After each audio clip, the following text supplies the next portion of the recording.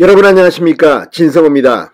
윤석열 대통령이 3박 5일간의 이 나토 정상회의에 참석하고 오늘 서울로 돌아왔습니다. 자, 스페인 마드리드에서 한미일 정상회담이 4년 9개월간에 열리고 중국과 러시아 그리고 북한에 대한 상당히 많은 발언들이 있었습니다.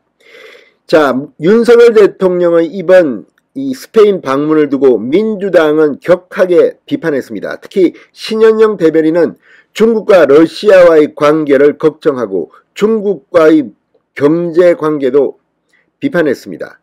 자, 그런데 방금 전 중국의 입장이 나왔습니다. 중국 외교부 대변인이 입을 열었습니다. 그런데 놀랍게도 중국은 한국과 일본을 분리해서 대응했습니다. 한국에 대해서는 중요한 파트너국이다. 일본에 대해서는 역사를 반성하라고 했습니다. 자, 의외의 반응입니다. 지금 중국의 인민일보 계열 언론들은 이번 윤석열 대통령의 나토 정상회의 참석을 비판해 왔습니다. 그런데 정작 중국의 외교부 대변인이 이렇게 발언함으로써 사실상 윤석열 대통령의 이 당당한 외교에 중국도 공개적으로는 비판을 못하고 있다. 윤석열의 외교에 중국도 무릎을 꿇었는지 모르겠습니다. 아무튼 민주당은 상당히 창피한 줄 알아야 할 겁니다.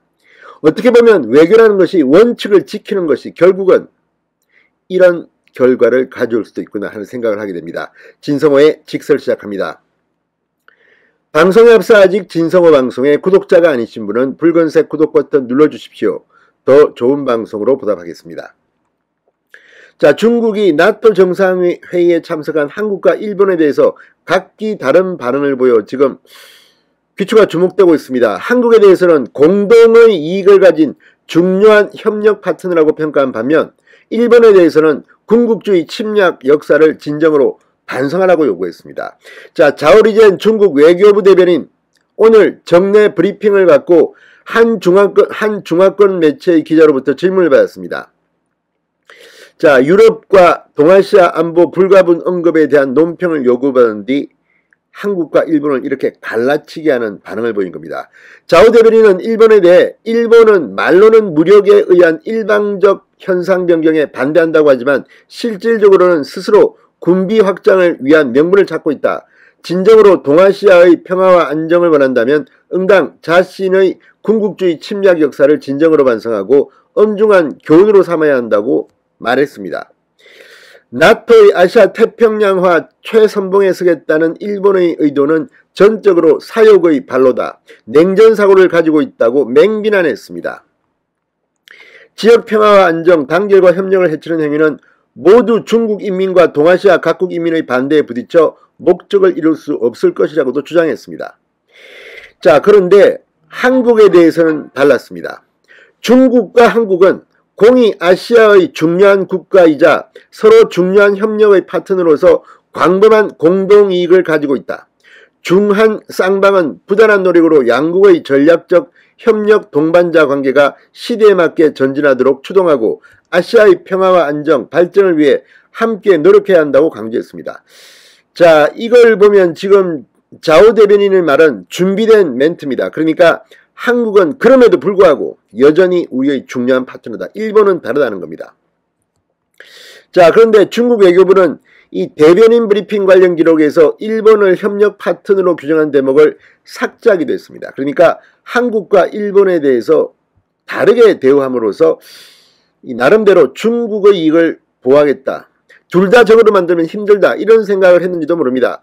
자, 자오 대변인은 어제 브리핑에서 한국, 일본은 아시아의 중요 국가이자 중국과 상호 중요한 협력 동반자로서 광범위한 공동이익을 보유하고 있다.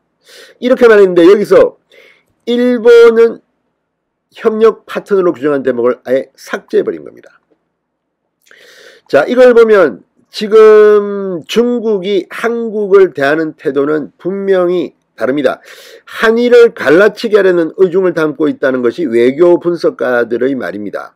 한미일 삼각공조를 흔들고 일본은 한국과 다르다 뭐 이런 것을 갖다가 강조하는 것이기도 합니다.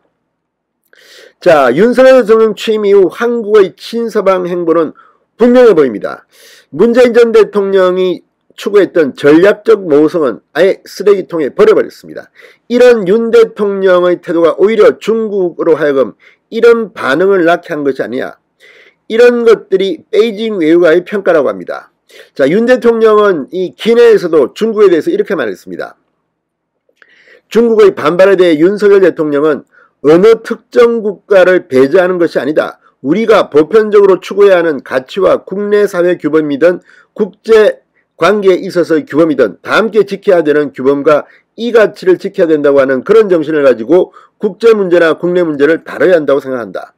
어떤 국가든지 규범에 입각한 질서를 존중하지 않고 우리가 세계가 함께 지켜가야 할 가치와 규범을 반하는 행위를 했을 때에는 우리가 다 함께 그것에 대해 규탄하고 함께 연대해서 제재도 가하고 만약에 그 국가가 그것을 받아들이게 되면 우리가 또 함께 세계 평화와 번영을 위해 함께 노력하고 하는 것이다. 아무튼 윤 대통령 이 외교 초짜 맞습니까? 아무튼 원칙론적인 윤석열 대통령의 나토 정상회의 참석에 대해서 중국이 어쩌면 뒤로는 아마 한국에 대해서 보복을 생각하고 있을지도 모르겠습니다만 적어도 공개적으로는 무릎을 꿇었다는 생각이 듭니다. 진성호의 직설이었습니다. 여러분 감사합니다.